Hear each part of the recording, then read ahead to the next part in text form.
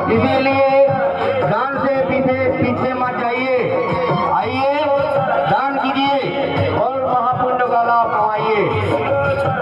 दुनिया में कुछ नहीं है दान के सिवा, तो आइए दान से पीछे मत रहिए, दान कीजिए और पुण्य कमाइए।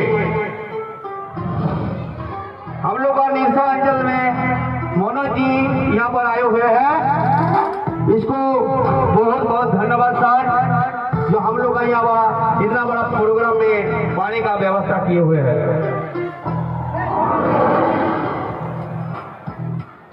एक बार सब मिल के बोले जय श्री राम, जय श्री राम, जय जय श्री राम, सनातनी की, सनातनी की, सनातनी की। আমাদের ভক্তবৃন্দের কাছে অনুরোধ